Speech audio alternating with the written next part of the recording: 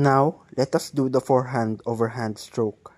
First, we need to hold the racket like a handshake, firm but comfortable. Second, draw the racket back, arm extended, then swing forward and hit the shuttlecock. Repeat this until we get the hang of it.